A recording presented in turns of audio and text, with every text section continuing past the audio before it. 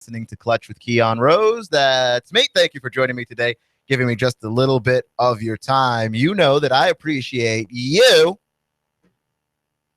You know, we've got a lot to talk about today. The NCAA tournament has begun. March Madness, my favorite time of the year. Christmas, so far as I'm concerned. Better than Christmas, okay? Lots and lots of basketball. And pulling into orbit even people who don't like sports, once you pick these teams, it's like you've been a fan of them for years. I just watched the end of Yale versus Baylor with my girlfriend. We all picked Baylor, like me and my brother and all of my friends. We all picked Baylor. And of course, Baylor went ahead and lost to Yale by a single point, or by 4 points rather. They should have handled that game, I think, a lot differently in terms of the effort early on. Yale definitely came out like the more aggressive team. But man, a few things to note about the NCAA tournament. The games are going by much faster, and it's so much more enjoyable to watch. You don't have all these huge pauses in play. You're just seeing the basketball. Sure, halftime still takes forever, but that's fine because you've got like 6 other games you can tune into. The streaming of the games looks really nice on the CBS website. It's really good. I'm enjoying this tournament so far. Baylor is the first team that I've gotten wrong. Now, my only problem with that, of course, is that I had them going much further in the bracket. So we'll talk about the brackets. I tried to avoid like talking about specifics and breaking down games until today. Like today is the day that you do that. You don't waste all of your time Monday through Wednesday talking about hypothetical basketball games when the games themselves will actually be played on Thursday. You know, you don't have to do that.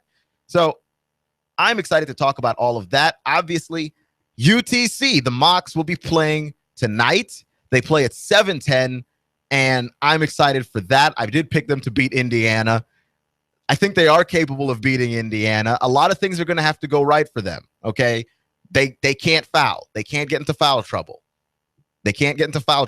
I watched the game earlier between Duke and UNC Wilmington, and UNC Wilmington played like the better team for the majority of that game, because they're very well coached. I haven't watched 1 second of UNC Wilmington basketball before today, but I almost feel sorry that I hadn't because of how well coached they are and how good those players are. But they're much smaller than Duke is outside of one of their players, Geddes, and Duke overwhelmed them with talent, and also they had a few players foul out.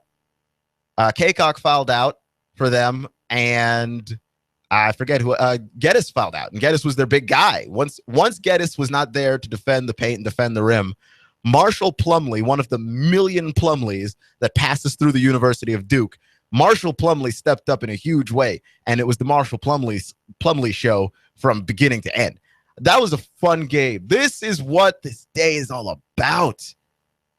But fortunately, Duke won because I'm not trying to have my bracket busted immediately. Like, that's not – we're not trying to do that. Like, I'm not trying to have the bracket destroyed instantly. I got too much at stake here. And most of it is just pride. The things that I have at stake, it's pride, right? Like, it's not – I don't have money at stake even. All right? If I were playing in Vegas, possibly. But no, I'm not in Vegas. I'm here. So – there's no point in losing money from home. That doesn't strike me as very fun. So we're looking forward to the Mocs tonight. There's a lot of ways that they can win. And MTSU. And I have a friend right now talking about Baylor.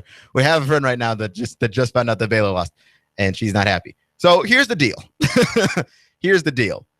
Before I jump into anything, as always, I got to talk about the platforms. Where can you find us? Where can we find you? Hot News Talk Radio is on Facebook and Twitter and YouTube. Search for us. Hot News Talk Radio. We're the first thing that comes up. We always respond and reply, and we'd love to hear from you. I promise we'll get back to you as soon as we possibly can, like we always do, okay? Always, 100% of the time. That's what our Facebook stats say. That's what the stats say. Okay, that's what the numbers say. And you can also find us, not just our classic episodes on YouTube, but if you'd love to listen to us live, join the action here on Clutch with Keon Rose, here's what you do. You can go to hotnewstalkradio.com, tune in at 6, stream the show. You can also find us on the TuneIn Radio app. Search Hot News Talk Radio. Give us a follow. Press play, and you'll have Hot News Talk Radio everywhere you go. So we're talking about the NCAA tournament. Let me give you an update on some of these scores here, because I know that that's hugely important to a lot of people watching. I don't know where, like for me personally, the NCAA tournament ranks number 1 on my list on the sports calendar. My day on the sports calendar is this one. I like the opening day of college football. I like that opening day of the NFL. I like the first round of the NBA playoffs, usually the Western Conference. And those are my big days. The Masters, all 4 days of the Masters. That's probably my 5 right there. So yeah, I really like college basketball a lot. And in the sports calendar, this one has got to be, for me personally, number 1. And I can understand if you like other sports higher than college basketball, but certainly the thrill of the tournament is that anything is at stake. You know, it's just, and you become fans of teams that you don't watch at all. You don't watch at all. Like I spend almost no time watching Butler. I'm a huge Butler fan today. I spend no time at all watching Iowa State. I'm an Iowa State fan today. I don't watch UConn. Like I don't live there. You know, I know they're a good school, but I don't live there. I watch the big programs, Kansas, Duke, North Carolina, Kentucky, and then I follow the SEC schools, and I root for Texas, and I follow them. That's it. I don't watch anybody else. So most of this, I'm just on a wing and a prayer. I gave you my tips on how I like to choose teams. I don't like to follow the experts very much. I don't want them putting their ideas inside my mind so they can make me pick my bracket incorrectly and ruin my day. Okay, like the only way this could be better is if you had money on it and you were winning. That's about it. But I don't need the money to enjoy this. This in and of itself is pretty sweet. So before we talk about some more basketball, actually let me run down some of the scores that have happened. Kansas is currently taking Austin Peay to task, 94-67. Purdue leads Arkansas Little Rock 45-38. Duke gets past UNC Wilmington 93-85. A very close game, that one. Butler handles Texas Tech 71-61. UConn slides past Colorado 74-67. Iowa State tops Iona 94-81. Yale beats Baylor in a close one that shouldn't have been as close as it was. The upset, Yale 79, Baylor 75. And of course, Virginia just steamrolled Hampton 81-45. So, you know. So there you go. Now that you've got all that, I want to jump more into basketball news.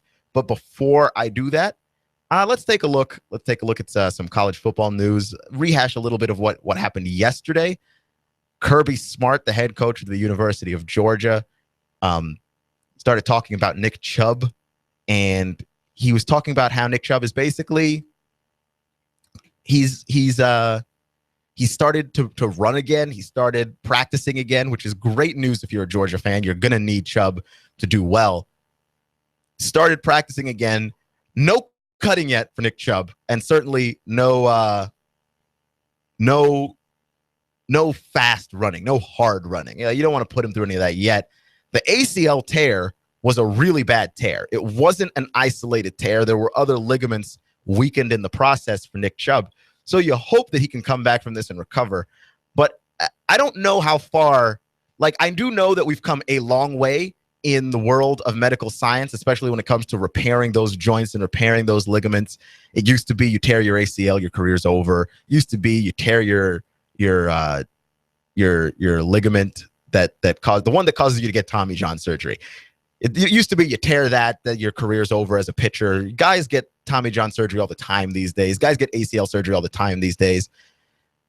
So I don't want to worry too much, but it seems like the intensity that the doctors are talking about Nick Chubb's ACL tear, it certainly wasn't your run-of-the-mill tear. It wasn't your run-of-the-mill tear. Another thing to note is Ohio State will be following in the path of Jim Harbaugh and the Michigan Wolverines, and they will also be having their spring training camps in Florida next year around spring break. Okay, and this is what the SEC warned would happen. The SEC commissioner was like, this sets a terrible precedent if Jim Harbaugh and the Wolverines are allowed to do this. I still question the purity of that objection, because you're not objecting to this because you care about the kids so much. Let's be honest. You're not doing this because you care that the kids are playing football during their spring break when they should be hanging out with their families and friends or going on mission trips or whatever it is that they'd like to do. You're doing this because you don't want Ohio State and you don't want Michigan in the South recruiting Southern players, because the SEC dominates on the football field so much because of how much they dominate off the football field. They dominate off the field a great deal in regards to recruiting, because the South is one of the most fertile places for young athletic talent. You can find a lot of great athletes in Alabama and Florida and Georgia and Tennessee that you're not finding up north at quite the same rate. It's all about winning over here. You know, the Florida, Texas, California is a great place to find athletes as well. But majority, the South dominates. I believe the SEC dominates a ton because of the athletes available nearby. Like you can tell a kid that, like, yeah, come to Ole Miss, come to Arkansas, come to Mississippi State, because it'll be close to where you are. Come to an LSU. It'll be close to where your family is. They can come out and watch you play. There's so many great athletes down here, okay? And so Ohio State coming down here to recruit is a little bit of concern to you if you're the SEC, because now here's competition from up north, okay? Craziness. And it'll be interesting to see how this pans out, right?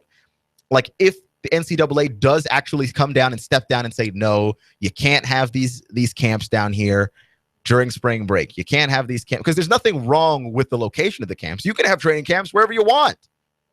Wherever you want.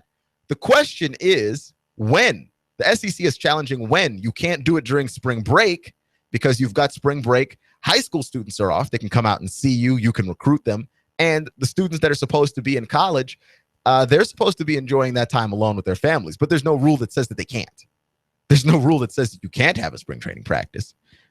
And so the SEC is going to challenge that part of the rule. My issue with this is, where does it stop? Okay, you've got Michigan coming down. You've got Ohio State coming down. Does the rest of the Big Ten come down? Like, if you don't want to fall even further behind if you're Purdue. You know, you don't want to fall even further behind if you're Iowa. You're behind. Like, Michigan and Ohio State are the two powerhouses. Michigan State doesn't want to fall behind, okay? They're right there in the powerhouses of the Big Ten as well. You're Michigan State. You don't want to fall behind. And then other conferences start to look and start to get a little bit envious, right? You don't want to be falling behind if, say, you're out in the Pac-12 and you can't recruit any of that Californian talent. Like, why not go down to the South? Okay, you're looking up at USC, you're looking up at UCLA, you're looking up at Oregon. If you're Arizona, what stops you from going out? Okay, like, I'm not getting anybody else out west. Let's head out to the South and see what we can do. Do we have everybody having training camps in Florida? Like, it could become preposterous. Like, I do understand the SEC commissioner's point, in as much as this does have the potential to become one giant circus, where just everybody's rolling through Florida, rolling through, like, Atlanta, trying to attract talent, trying to attract different kinds of players that they can't get in their region geographically. Okay, players that play more outdoors, play more in the outside, those are the players that you're getting in the South. You're getting players in the North that are inside more, okay? If you look at where basketball players mostly come from, they mostly come from the East Coast, the Northeast. Why? because it's harsh there. It's cold there. You don't play outside as long. You play indoor sports. You play indoor sports, and you mostly play basketball.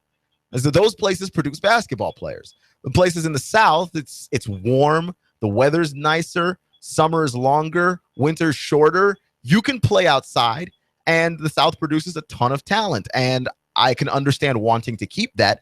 I just think you should just be straight up and say, like, the recruiting becomes unbalanced if you can just go set up and have training camp wherever as an excuse. Okay? And there's a lot in life that the problem of a situation isn't what you're doing, but the fact that you won't own what you're doing. Okay? If you're a politician, don't hide things from us. If you're a politician, don't hide things. If you're a parent, don't hide things. You own stuff. If you've got a reason for telling a child no, because I said so, isn't nearly as effective as because you're going to burn yourself, Tommy. Don't hide stuff. Whatever it is you're doing, own it. Jim Harbaugh is saying he wants to come down to Florida. He wants to do his spring training camps down here. And the problem with that is he won't own the fact that this is really about recruiting. Okay? I haven't talked to him, but let's be honest. Okay, you just use basic logic and reasoning here. It's about recruiting. Because if it weren't about recruiting and you wanted to take the kids somewhere nice to do spring training, you could go out to Hawaii, but there aren't any athletes in Hawaii. There aren't enough for you to recruit. There's a lot in Florida. There's a lot in Georgia. You go down south. Just own that. And then the SEC commissioners, they're talking about don't let them in because if you let them come down south to practice, then kids that would normally be on spring break don't get a chance to be on spring break. Well, nonsense. This isn't about the kids having an opportunity to be on spring break. It's not about that at all. It's about recruiting. You don't want them recruiting where you usually dominate. You don't want them there. So just say that. Just own it. There's no reason to hide behind protecting the kids. We're doing it for the children. I don't believe that. You don't believe that. And we all know you don't believe that. You're just being ridiculous, man. This is AM 1240 Hot News Talk Radio. You're listening to Clutch with Keon Rose. That's me. Thank you for joining me today, giving me just a little bit of your time. We had yesterday anyway an update on Dak Prescott, Mississippi State quarterback or former Mississippi State quarterback entering the draft this year, who had a DUI that, you know, it certainly throws a wrench in the plans of a team trying to draft you. He hasn't been in trouble with the law before. And I think that helps him. That he hasn't had a history of DUIs. He hasn't had a history of terrible decisions. Like, this is something that you can honestly say, this is a one-time situation. I didn't mean to do that, and I won't be doing it again. And I think that Dak Prescott is a good guy. I do think that he's a solid player, and I think he's got a future in the NFL if he's got a chance to sit down on a bench somewhere and learn. I don't think that you can throw him to the Wolves day one. That'll definitely ruin him. He's not going to be a great player, or at least be able to achieve his potential if you force him out there. But certainly have him on a bench, have him look at game tape, look at another quarterback play. Then, hey, there's no problem with that. He's going to be a good player, but he's got to have this behind him. But look, like Shane Ray had trouble with marijuana, interviewed with a lot of teams, and basically entered the NFL being arrested for marijuana possession a few days before the NFL draft. And who drafted him? The Denver Broncos, where marijuana is legal. So, you know, guys can put this kind of thing behind them. And certainly this isn't the nail in the coffin for Dak Prescott, but it is going to be a red flag for some teams. There's some teams that are going to be like, okay, we were going to take this guy, and now we're not going to take him. We're not going to touch him. Or we're going to let him fall into the later rounds. And you know what? If we can get him at 5 in the 5th round, then whatever, we'll do that. That's how it is sometimes.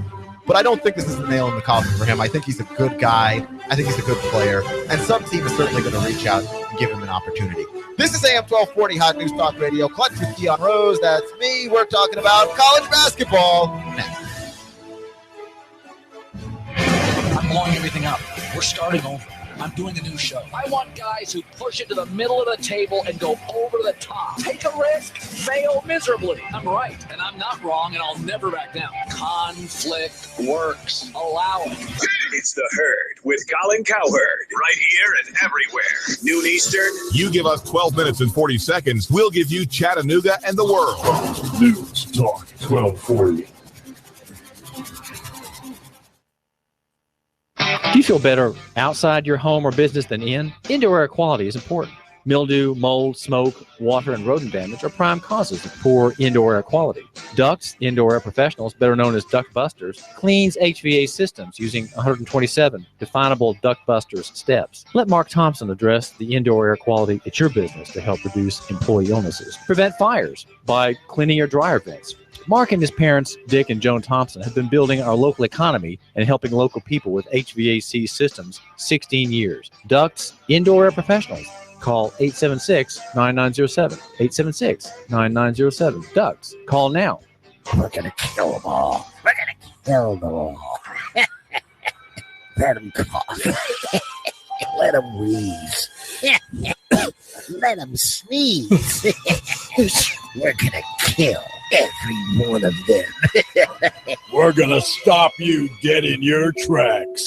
Black mold has been known to mimic ailments such as asthma, emphysema, and other ailments that affect the well-being of your body. Black mold is the silent killer. Fight back today with a free estimate from PuroClean. The paramedics of property damage is PuroClean. Call 875-6136 for your free inspection and estimate today. And no, bleach does not kill mold. In fact, bleach is primarily made up of water and adds more moisture to your mold. The mold experts at PuroClean use proven products and state-of-the-art science equipment. They'll remove all traces of that deadly killer black mold. Call PuroClean now at 875-6136. Plus, your homeowner's insurance may cover it. Call PuroClean today at 875-6136. We're going to kill every one of them. Not if PuroClean has anything to do with it. Call PuroClean today at 875-6136. Expect fair to partly cloudy skies to continue through the nighttime. Milder overnight lows into the lower 50s. For the midweek, more warm spring-like weather ahead through Thursday. Becoming breezy but dry, highs into the mid-70s with some showers rolling in later Friday. The Fresh Oil New Wine Conference at Abba's House continues through Thursday. Pastor Ron Phillips welcomes Perry Stone, Tommy Bates, Randy Caldwell, and others for this week of encouragement and renewal. For more, FONW.com. And I'm Source Team 12 Chief Meteorologist Patrick Core. On AM 1240, Hot News Talk Radio. When the weather turns bad, turn to AM 1240 Hot News Talk Radio. On the net, hotnewstalkradio.com. Follow us on Twitter, YouTube, and Facebook. From the Hot News Talk Radio Weather Center. Chattanooga, we've got you covered. When the weather turns bad, the Tennessee Valley turns to Hot News Talk Radio. Go, go, go, go, go, go. You give us 12 minutes and 40 seconds. We'll give you Chattanooga and the world. News Talk 1240.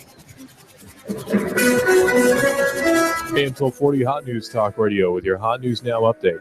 Lieutenant Governor Ron Ramsey announced on Wednesday that he will not be seeking re-election to another 4-year term in the state Senate this November. His term as Speaker of the Senate will expire on the second Tuesday in January of 2017. He said, "I stand before you today to announce that I will not be seeking another 4-year term to the state Senate." The CPD arrested multiple known gang members in possession of firearms overnight last night. There were apparently 3 incidents resulting in 5 arrests and the seizure of 4 firearms. Cocaine and marijuana was also found at one of the sites. Police say that all of those taken into custody are validated gang members, except for one who is in possession of a firearm but not a gang member. The chief of police, Fred Fletcher, said that these officers did an outstanding job catching these criminals. "I'm confident our officers prevented shootings from happening last night." In Catoosa County, 4 candidates are now vying for the Catoosa County Tax Commissioner position after Sandra Self has announced after 4 terms she will be retiring. If it's going on in the Tennessee Valley, it's going on Hot News Talk Radio. Hot News Talk 1240.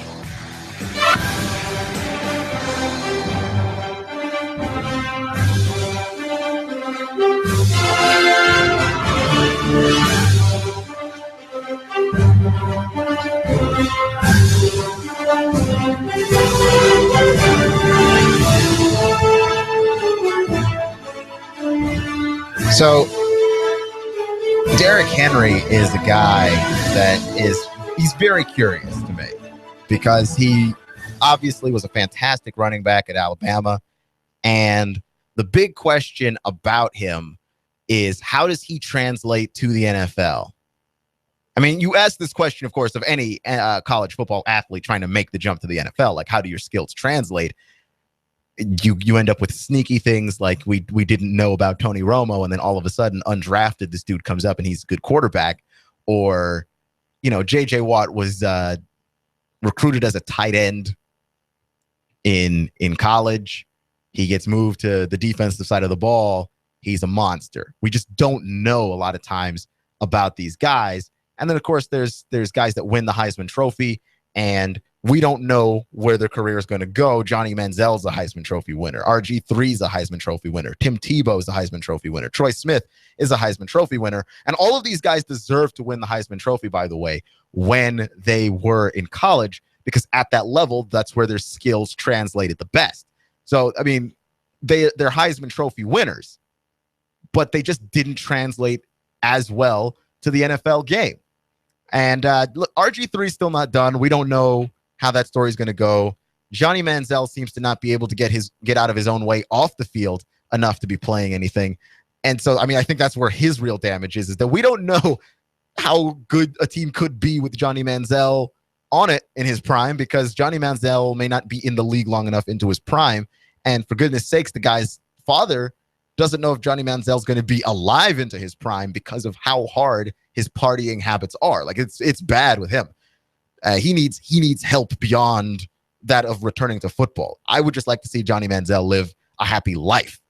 But all the same, guys have had skills that have not necessarily translated to the league for one reason or the other, whether it's Robert Griffin and the fact that he's a track star and he runs like a track star and not a football player, or Johnny Manziel playing backyard football in a game that has structure and organization, and of course all the things that end up transpiring with Troy Smith.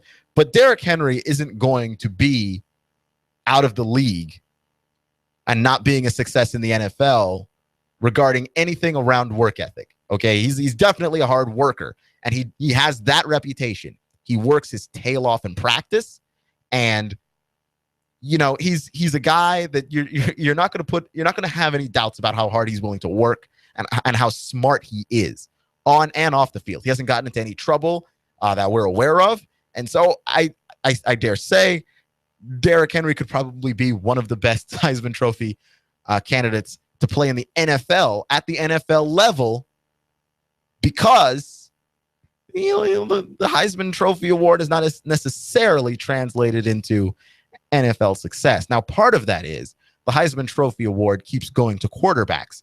And what position is more difficult to translate what the college game looked like to what the pro game is going to look like than the quarterback position? I don't think that there is one. The quarterback position is night and day college to pro. It's like two different sports. Running back is running back at both levels.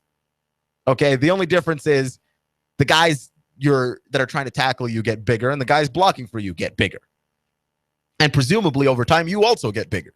So there's no issue there, right? Wide receiver's wide receiver. You see guys like Calvin Johnson at Georgia Tech. I mean, Georgia Tech didn't hardly throw the ball, right? Like, Georgia Tech barely threw the ball. They were a running team, and they're an option team. And everybody knew it, okay? Everybody knew it. But Calvin Johnson still made a name for himself at Georgia Tech, catching the ball as a wide receiver, goes to the NFL, and is an elite wide receiver. And you saw all of the skills that he had at Georgia Tech. It's not like you needed a psychic to look at what Calvin Johnson was doing and sort of divine where his career was going to go. He was what you thought he was. He was big, fast, athletic, great hands. And when he got to the NFL, he was still big, he was still fast, he was still athletic, and his hands were still great. That's all that happened. You know, there's some positions, college to pro, those positions are the same position. Offensive lineman is one that changes a little bit college to pro. In college, you can just be big. That's fine. At the pro level, you need a little speed. Okay, you need some moves. You need fast hands. You need to be aggressive. You need to have long arms. In college, you can get away with just being big. That's actually a thing. On both sides of the ball, defensive line and offensive line. You can get away with just being big a little bit. Unless you're in a 3-4 in the NFL, just being big, not going to cut it. You need that speed. You need that acceleration. You need that extra burst, right? You can't just get by on size. So you're looking at this position, the running back position. We finally have the Heisman Trophy Award go to a position where it's actually going to translate to the NFL. And even then, you still have guys that don't necessarily make the leap. It's not a lock, but it just makes more sense. Okay, if a guy is good at running in college, he's going to be good at running in the NFL. If a guy's good at passing in college, he's going to be good at passing in the NFL, but is he good at processing a defense? Is he good at pre-snap reads? Is he good at playing under center? There's a whole bunch of things that they ask you to do in the pros at the quarterback position that they don't ask you to change up that much at any other position. Okay, like there's just throwing the ball is not your job. Your job is to be the head of an entire organization on the field and off of it, in the locker room and out of the locker room. So we're looking at Derrick Henry, and we see his size, we see his strength, and we're like, Derrick Henry is the guy that you want to draft, right? Like he is so strong and so powerful and so difficult to tackle. He makes smart decisions. When he sees an opening, he just makes the cut that he needs to make. He's a workhorse. You know that he can carry a load because Nick Saban made sure that he carried it. Now, you could probably argue that as a downside, like he's already got a lot of miles on him just coming out of college. But on the upside, you know he knows what he's doing. You know he knows how to take the contact. You know all of these things. We've seen guys come out of Alabama, look good in Alabama, get to the NFL, can't do anything. Trent Richardson comes to mind. Drafted by the Browns, couldn't do anything. And you thought, well, it's Cleveland, right? Like Cleveland makes a lot of players just look bad that maybe aren't bad. It's all distinctly possible. The Cleveland makes guys look bad that just aren't bad because you're just on this overwhelmingly terrible team. He gets traded to Indianapolis, the Colts. Andrew Luck. That's a good offense. Trent Richardson just couldn't get it done, man. Like just disappeared in that team. Had one last-ditch effort with the Raiders last preseason and just had one of the worst plays I've ever seen in my life. There was a giant hole that the offensive line made for him to run through. He just plain didn't see it and ran into the offensive line where he got tackled. And you just look at Trent Richardson and go, what happened to this guy that was in college? Not that I'm worried that Derrick Henry will be that bad, because it's going to be hard to be that bad. Trent Richardson's NFL career to this point has been that bad. It's been pretty terrible. But I don't expect that same thing out of Derrick Henry. I think he's got better vision than Trent does. Trent had all of the things that you want in a running back. Just it became very obvious once he reached the NFL level, he didn't have that vision that you would like. And that's just the case there. With the case of Derrick Henry, he's got that vision. I think something that worries a lot of people about him at that NFL level is, does Derrick Henry have the lateral quickness that a running back is going to need in the modern NFL? Our linebackers are getting smaller. Our safeties are getting bigger. We're kind of merging those two positions a little bit in terms of the size and the body of that player. You can't just get through a safety on brute strength. And a running back a linebacker is not just going to be lost because you've got speed. He's going to be quick enough to handle you. So can you use your lateral quickness to get away from those kinds of players, from the elite athletes at those positions defensively? He ran a 4.52 40 Derrick Henry did. So his straight line speed is there. The question is, when it's time to cut, how hard is it? How far over to the right and left can he move? Does he have a little shake to him? Does he have a little wiggle to him to get away from guys when he gets into that second level and matches up one-on-one? It's hard to tell. All right. So there's that. But Derrick Henry's got a lot of potential. Is he going to be able to push guys around at the NFL level? That's the question. Can he push guys around at the NFL level? Because we're coming up to the NFL draft, and these questions are going to become more and more important as we get closer. Teams need running backs. And I think that's the case for most teams, right? Like, everybody needs a quarterback. But look at the teams in the league that are really, really good. Most of them, if they don't have a quarterback at the most elite level, need a running back, need a running game, or at least need a back that they can throw short passes out of the backfield to them. Get something going. Turn your short passing game into your running game. That's what Peyton Manning's Indianapolis Colts did constantly. Turn that short passing game into your running game if you don't have a running game. And can you do that with a Derrick Henry? It's because it's interesting. We act like the running back position has died, right? Like there are no more running backs in the league. There are no more running backs at the running back position, which I think is absurd and a little ridiculous. You need running backs still in the NFL. You may have to use them as offensive weapons. You might have to use them as multi-purpose players.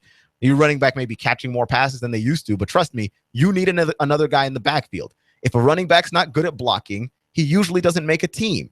If a running back is not consistently picking up chunks of yards, he doesn't make a team. You need a running back. Now, does the star power align with the running back position like it used to? Of course not. Of course it doesn't. But that's fine. The running back position has been diminished some, but part of that is that you can scheme a running back into being really good. You can remember any team that Mike Shanahan basically touched, just running backs would appear, and it would be almost a system thing. Like every guy that wasn't Terrell Davis, and maybe even Terrell Davis himself, was really good in Mike Shanahan's system because he was just good at finding guys that fit his system. Anybody remember Tatum Bell? I mean, Tatum Bell got in the Mike Shanahan system and was just on steroids. Left Mike Shanahan's system, and you couldn't find that man anymore. You need a running back in the league. That's the reason why I think that getting DeMarco Murray for the Tennessee Titans is such a good move for them. You need a big, strong running back. DeMarco Murray, pretty solid blocker as well. So he'll block in the backfield. He's got pretty decent hands. He's not going to be creating, a lot of mismatches in space like Chip Kelly tried to do with him, which again was weird. He's not creating those mismatches in space. But what he is doing is if you go right up the middle, he's a downhill runner. He'll knock anybody out. Okay, he's hard to tackle. You just need to give him those matchups. He doesn't have quite the wiggle. And the reason why I bring up DeMarco Murray is because I think Derrick Henry is in a similar mold. He's big, he's strong, he's hard to tackle. He maybe doesn't have the greatest lateral quickness. You maybe don't want to be throwing the ball out of the backfield to him too much, but he's such a capable running back and is capable, I think, of being a 1,000-yard rusher in the NFL. If he ends up in the right system behind the right offensive line, it's going to have to be a good one, okay? He's not going to get behind a terrible offensive line, I don't think, and make things look spectacular. Very few people are Walter Payton, Barry Sanders good, right? He's very fast, and he's very strong, and he's very big. The issue with Derrick Henry is, does he end up in a system that suits him well? Because we saw what happened when that kind of running back can't be in a system that suits them well. You get DeMarco Murray in Philadelphia as opposed to DeMarco Murray in Dallas. DeMarco Murray in Dallas, amazing. Adrian Peterson-esque. DeMarco Murray in Philadelphia, not even a cliff note for him. This is AM 1240 Hot News Talk Radio. You're listening to Clutch with Keon Rose. That's me. Thank you for joining me today, giving me just a little piece of your time. NCAA tournament is happening today. It's happening right now. And I wish you luck. I hope your bracket's not busted. But before we jump into any more college hoops analysis, because I talked a lot about Derrick Henry just now. I didn't realize I had that much to say about him, but I was wondering where he's going to be going in the draft. I don't know if a lot of people believe in him. I think that Trent Richardson did turn a lot of people off of Alabama running backs. Like, oh, it's just the system. Oh, look at their offensive line. All of those guys could be NFL offensive linemen. And yeah, like I do understand the point. It's not like McCaffrey over at Stanford. McCaffrey at Stanford, that guy he's got a first step. He's got a lot of wiggle. He's got a lot of great hand catching abilities. He's got hand strength. He's a great blocker. He just does everything well. He's the Swiss Army knife of running backs. Derrick Henry is your more traditional, more prototypical running back, and that's perfectly fine. I would want that in my offense personally. Just the team that would take Derrick Henry would have to have already a really good offensive line designed for run blocking, and there's a team that could be a few pieces away, just be in need of a running back that could probably take a chance on him. Off the top of my head, I can't think of any team necessarily. It would be hilarious if somehow the Patriots got him, because they could always use a running back. Like, if ever there was a team that just could never have a running back that consistently was good and healthy, that would be the New England Patriots. Derrick Henry comes into the NFL. He's ready to go. If he falls and Belichick finds a way to snag him, well, that's unfortunate for the rest of the league, because he's very good. Let's talk about the platforms, though, where you can find us and where we can find you. You can find us here at Hot News Talk Radio on Facebook, on Twitter, on YouTube. Those are the big ones. You can stream our classic episodes. We never call them old. And you can find us to interact with us on Twitter via tweets and Facebook with any posts of anything that you find interesting. We do read these and we'll comment on whatever it is that you've got for us. Make sure to always check the Facebook page. We've got information involving school closings and other information in the greater Chattanooga area. By the way, you can follow me personally on Twitter at SportsCloud. I tweet things. Sometimes they're funny, but I make no promises. I wanted to tweet during the NCAA tournament, but all that you would be catching right now is rage. Baylor lost, and they're ruining my bracket. They've ruined a good chunk of it. I didn't have Baylor going to the Final Four, thank God. But if I did, my day would be over. I would be in bed sucking my thumb in the fetal position. That's just how it goes. Also, because I'm drifting to the hoops talk, because that's where I really want to be. But before I go anywhere else, before I go any further, I'd like to mention that if you want to listen to us, you can go to hotnewstalkradio.com. We stream 24/7, 365.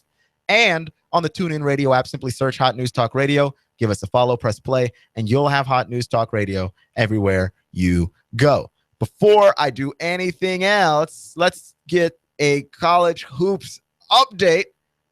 NCAA tournament is underway. Purdue leads Little Rock, Arkansas by a single point with 21 seconds to go, 68-67. So Arkansas, Little Rock, if you had them for an upset, and I certainly did, they're hanging in here, got an opportunity to win. Baylor goes down to Yale, 79-75. Virginia beats Hampton 81-45. We've got Miami and Buffalo starting right now. That game is on TNT. And after this show is over, at 7:10, UTC takes on Indiana on CBS. And you can go to cbssports.com or download the NCAA tournament app to stream all the games online. Chattanooga versus Indiana. And Chattanooga's got an opportunity to win the game here. They're more athletic than people give them credit for. They're more athletic than people think they are. And look, they're not perfect. They have had to overcome some injuries, and they've had to overcome a lot of things, but they won the Southern Conference, both the regular season and the Southern Conference tournament, and they're going up against the Big Ten team in probably one of the down years for the Big Ten in basketball. This is not the Big Ten's strongest year. I think there were a few people that felt miffed that Indiana was ranked at 5 seed, thought that maybe they could have been higher. But I think that tells you what the committee feels about the University of Indiana and about the Big Ten as a whole, which is that this is not their best season. Okay, this is not the best team. And Chattanooga coach Matt McCall, he's in a good position right now. Okay, there's no one way that the Mocs can beat a team. They have a lot of different ways. So this is going to be interesting. The Mocs have the highest RPI, which is the strength of schedule rating. They have the strongest strength of schedule rating of any team representing the state of Tennessee in the tournament. Middle Tennessee State's playing as well. Now they've got much more of an uphill battle to climb. Honestly, MTSU does, but Chattanooga's got a puncher's chance here. 12s beat 5s fairly regularly, and we're keeping an eye on the Arkansas Little Rock Purdue game just a little bit because that's a 12-5. That's got to make you feel really good. That's something you'll mention and bring up in the locker room for certain. Little Rock has tied the game. 5 seconds to go in this game, and we're in overtime. Arkansas Little Rock and Purdue tied at 70. Arkansas Little Rock trailed by as many as 12 coming back for this one. So that game is still live and hopefully will be over before Chattanooga gets to go. I picked Arkansas Little Rock for the upset. I was feeling very upsetish today. So I did pick a couple of 12s to beat some 5s, but you have to, man. Like, if you just look at the stats in the bracket and which seeds usually come over on top of other seeds, for whatever reason, we don't get 12s and 5s right. I have no idea. 8s and 9s are pick'ems. 7s and 10s are pick'ems. But we don't seem to get the we don't seem to get this whole 12 and 5 situation correct. That shouldn't happen nearly as often as it does, and it happens with a fair amount of regularity. And it's a good time. It's a good time to be a Mocs fan. Okay, there are so many games on today. I feel like a kid in a candy shop. This is what I wanted to see. And boy, there's a 12-5 situation going on. Obviously, the one that happened earlier. Number 12 Yale tops number 5 Baylor 79-75, and Yale out-rebounded Baylor, and that's interesting because of how big Baylor is. Baylor is a big team, and I understand that Yale is a big team as well, but considering the size of both of those schools, it's crazy to think that Yale was able to out-rebound Baylor. But boy, Yale is a very well-coached team. I'm not going to lie, I did kind of pick Baylor to be contrarian. A lot of people were picking Yale as the upset pick because they're an Ivy League school and they thought it would be funny. But Yale is going to play You give us 12 minutes and 40 seconds, we'll give you Chattanooga and the world. News Talk 1240. Yale came to play for real. And so now we turn our attention to the one game that matters today. UTC versus Indiana. Chattanooga versus Indiana. 7:10 p.m. That game is going to be on in a little bit. Remember, you can catch that game on CBS or on CBSSports.com. They're streaming all of the games for free. Don't miss this one, folks. Support the Mocs. Remember, it's not how you start, it's how you finish. Stay clutch. I'll see you in 24 hours. Shake, shake, shake it at Five Guys Burgers and Fries. The most delicious and unique milkshakes. How about this for delicious and different? Add freshly cooked bacon to any milkshake. Is that even legal? You bet your milkshake and booty it is. Chocolate caramel bacon shake. Coffee caramel shake. All hand blended. Shake, shake, shake it. Down at Five Guys Burgers and Fries. Just about any flavor shake that you can imagine.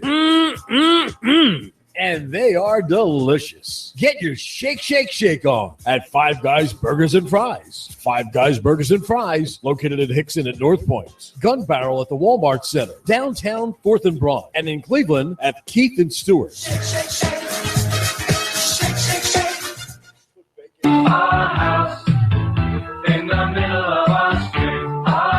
Hi, I'm Sabrina with Sabrina Realty Associates. Now is a great time to sell your home. In our area, inventory is at an all-time low, which translates into higher sales prices. Call us today at 423-499-7780 to set up a free consultation and discuss our unique and aggressive marketing programs. We will provide you with a free market analysis to determine the right value of your home.